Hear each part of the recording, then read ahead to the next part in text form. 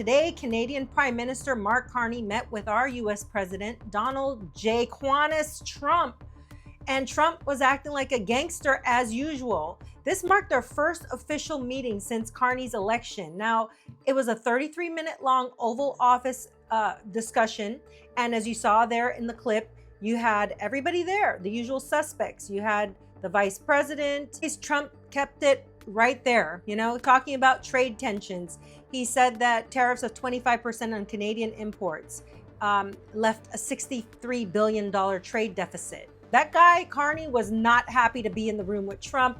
It was almost like he was disgusted, and Trump was doing what he always does. He was trying to push his weight around, and he was talking about manufacturing and the energy sectors and advocated for long-term dialogue to resolve tensions between Canada and the United States. Who would have thought in 2025 we'd have tensions with Canada?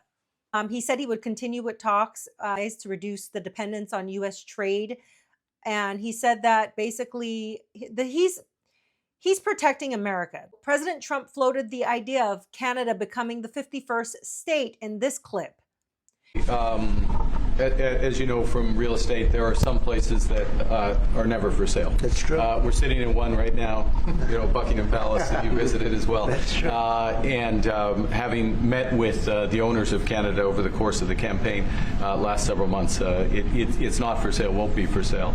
Now, as you can see there, that man shut it down immediately. It was probably the one and only time I saw him literally just immediately answer back what Trump was talking about. Sometimes the quietest voices, the people who are quiet and don't do as much talking, usually wins at negotiations. So Trump, I would have just let him talk. Sometimes when you listen to people, you get more information. I mean, he was one curse word away from probably saying it in his head. He's probably thinking, this guy's out of his effing mind.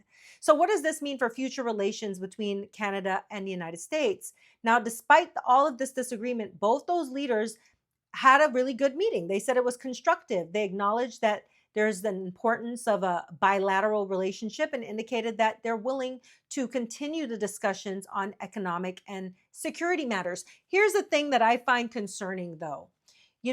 Trump may say all of these crazy things, but there's people that really take this stuff to heart, and you need to stop taking Trump literally.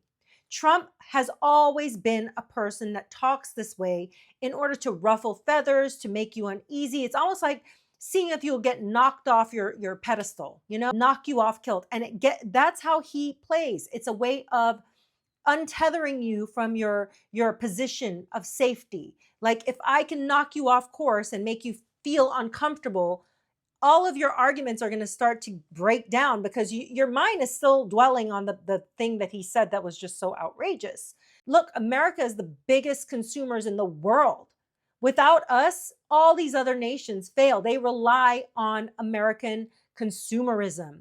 But how much can America consume anymore?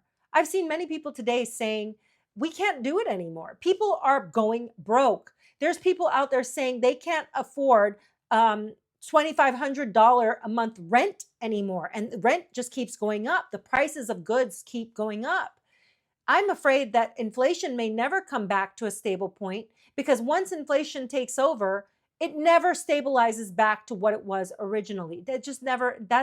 Whoever tells you that, they're lying to you. Egg prices are now never going to be $1.99 or $2.99 eggs. It's always going to be about $3.99 and up, no matter how much Trump gets things under control. It's sad because Americans just aren't making enough money.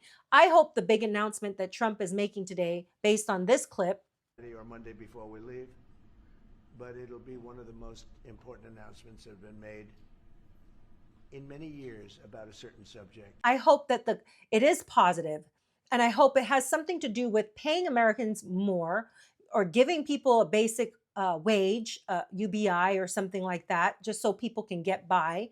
Something to help the American people out.